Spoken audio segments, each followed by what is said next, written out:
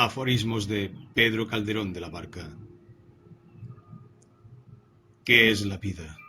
Un frenesí. ¿Qué es la vida? Una ilusión, una sombra, una ficción.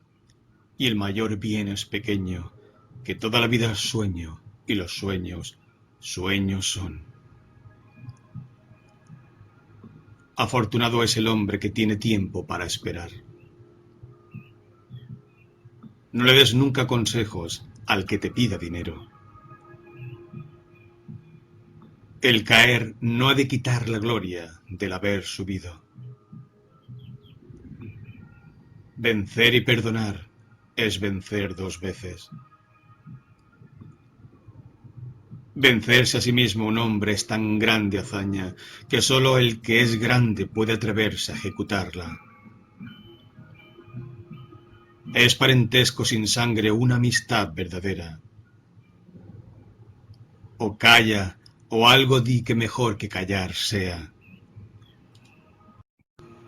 ¿Qué importa errar lo menos quien ha acertado lo más? Siempre el traidor es el vencido y el leal es el que vence. Quien vive sin pensar no puede decir que vive.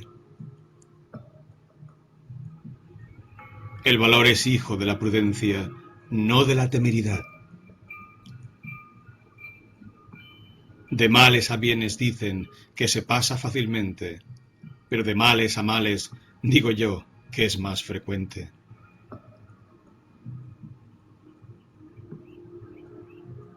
Tanto miedo tengo que aun para huir valor no tengo.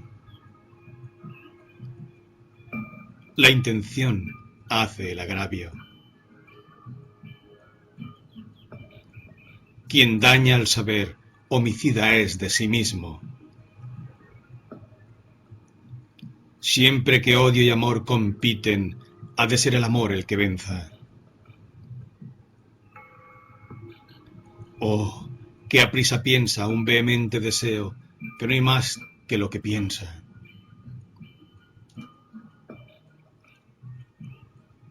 Dichas que se pierden son desdichas más grandes.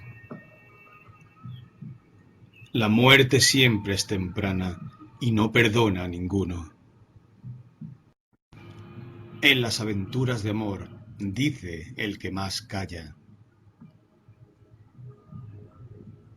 No hay razón donde impera la fuerza.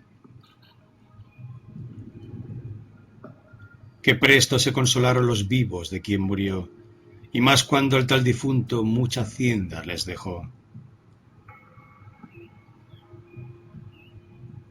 El silencio es retórica de amantes.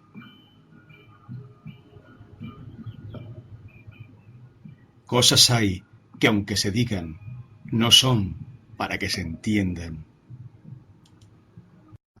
Nunca el pobre es ni bien ni mal nacido. Bien porque otro ha de dudarlo, mal porque él no ha de decirlo. Odiad a vuestros enemigos como si un día deberíais amarlos. Es muy puntual el diablo. Tenemos un cielo tan piadoso que no envía el daño sin el remedio. Ya veo al cristal de desengaño, que soy polvo, nada y viento. Para templar el daño, consejo muda el prudente. El que olvidar solicita, no olvida cuando se acuerda de que se acuerda que olvida. Es muy propio hablar más el que más teme. Es un examen muy fuerte, una experiencia muy nueva y muy rigurosa prueba, poner al que está mortal en los labios el cristal y decide que no beba. La majestad y la grandeza no está en ser uno señor, sino en que por tal le tengan. Palaciegas discreciones, poco fruto y mucho ruido. Hay delitos tales que, atentas las leyes, se los dejaron sin pronunciar la sentencia, por no prevenir que habría quien los cometiese. La voz del pueblo es la más sonora salva.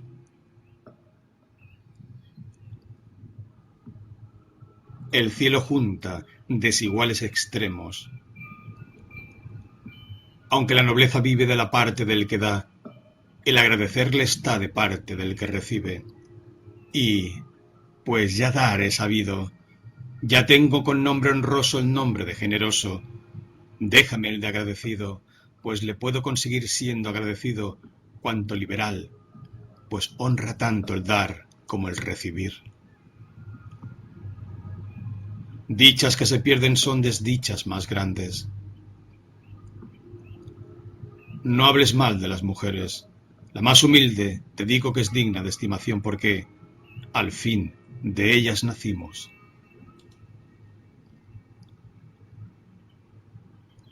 Nunca crea ser grande el que sin desdichas crece. Yo salí de Granada y vine a ver la gran villa de Madrid, esta nueva Babilonia, donde verás confundir en variedades y lenguas el ingenio más sutil. Biografía de Pedro Calderón de la Barca. Por su dilatado recorrido vital, por la estratégica situación histórica que le tocó vivir y por la variedad de registros de su excepcional obra teatral, Calderón de la Barca sintetiza el magnífico pero también contradictorio siglo XVII, el más complicado de la historia española. Testigo de 3 reinados, el de Felipe III, el de Felipe IV y el de Carlos II, vivió la Europa del pacifismo, la Europa de la Guerra de los 30 años y la del nuevo orden internacional, simultáneo al lento declinar de la monarquía. Es decir, el siglo de oro de las letras y las artes, que fue también el siglo de barro y de crisis, que habría de definir después Ortega y Gasset como el del aislamiento tibetanización de España. Descendiente de una mediana hidalguía de burócratas, Calderón conjugó el vitalismo popular con la matemática depurada y exacta de la clase oficial, de la que fue cronista e intérprete, y a su modo también conciencia crítica. Se educó en ese pensamiento oficial, pasó por la carrera militar y recaló en el estado eclesiástico, aunque su biografía, más discreta, menos volcada a la extroversión íntima de Lope, revela también actitudes nada condescendientes, a veces con su contexto histórico y vital. Pero sobre todo revela al humanista tardío y al enciclopédico preilustrado que alcanzó a conocer aún el lejano magisterio de Cervantes, que convivió con Velázquez, convirtiendo muchas veces en teatro lo que éste retrató, y que fue contemporáneo entre otros de Góngora, Quevedo, Gracián, Kepler, Monteverdi, Hobbes, Pascal, Descartes, Spinoza y Locke. Calderón nace en Madrid el 17 de enero del año 1600. La primera etapa de su vida, hasta 1620, coincide con la última parte del reinado de Felipe III y la privanza del duque de Lerma.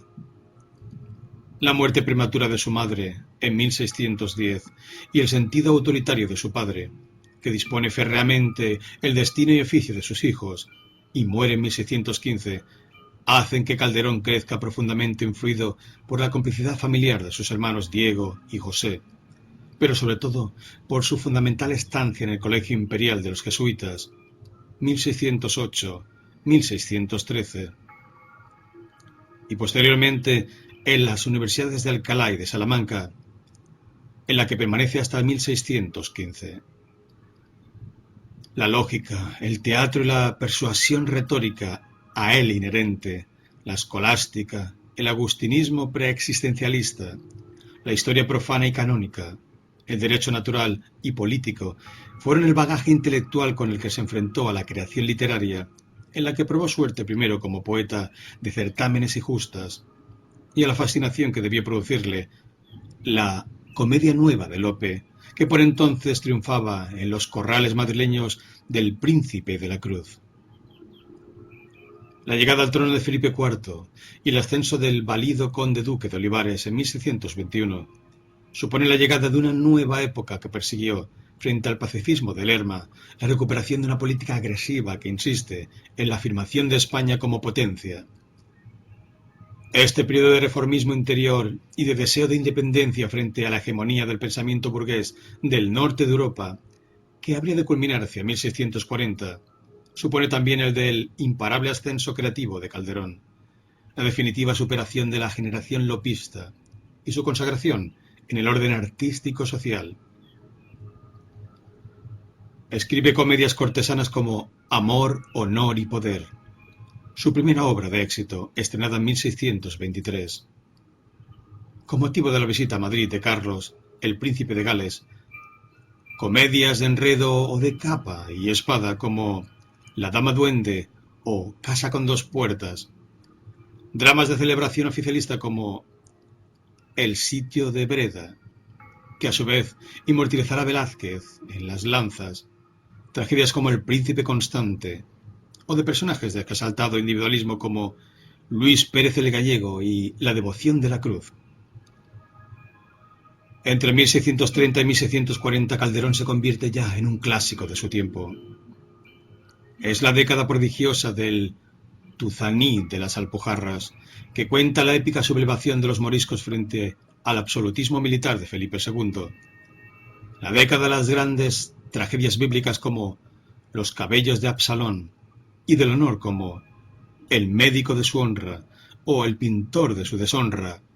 Es también la década en que el debate entre individuo y poder, honor estamental y virtud personal alcanza la perfección del canon en El alcalde de Zalamea. La década en la que una gran parábola de la ambición, del conocimiento y del amor se ofrece envuelta en El mágico prodigioso, en la fantasía de una comedia de santos. La obra cumbre de este período, quizá de toda su dramaturgia, es La vida es sueño, excepcional drama sobre la libertad del hombre y los límites impuestos por la ética social o la razón de Estado. Al mismo tiempo, durante esta etapa Calderón, de la mano de Olivares, entra en un palacio para producir sus primeras obras cortesanas y dirigir las representaciones teatrales. Ya en 1634 el dramaturgo escribe el auto sacramental, El nuevo palacio del Retiro, con seguridad encargo expreso del valido para rememorar la edificación del emblemático Real Sitio del Poder, donde comenzarán a representarse espectáculos de gran alcance escenográfico y coral, como El mayor encanto, amor. Tales servicios al rey se verán recompensados en 1536 cuando reciba de Felipe IV el hábito de caballero de la Orden de Santiago. A esta década de plenitud creativa sucede la crisis. El prestigio de la unión de reinos, estados y señoríos que deseó Felipe IV se viene abajo mientras la monarquía hispánica es incapaz de mantener la cohesión interior. Desde 1640 será imparable la rebelión de Cataluña, Portugal, Aragón o Andalucía. En 1643 cesará como válido al conde duque de Olivares. La paz de Westfalia en 1648 marca la independencia de Flandes y un nuevo orden europeo del que España será progresivamente marginada. Calderón participa como coracero en la guerra con Cataluña hasta 1642. Ve morir en la misma en 1645 a su hermano José, prestigioso militar. También morirá su hermano Diego 2 años después. Es la época, quizá hacia 1646, en que nacerá su hijo natural Pedro José. Crisis, pues, exterior e interior, que se refleja a sí mismo en un significativo cambio de su carrera dramática. Y es que las muertes de la reina Isabel de Borbón y del príncipe Baltasar Carlos y la intolerancia de las moralistas imponen, en 1644, el cierre de los teatros públicos durante 5 años. El dramaturgo se queda, al menos provisionalmente, sin espacio para el oficio en el que había adquirido fama y prestigio. Aunque en 1649 se reabren los teatros, Calderón ha sufrido una crisis tanto espiritual como profesional.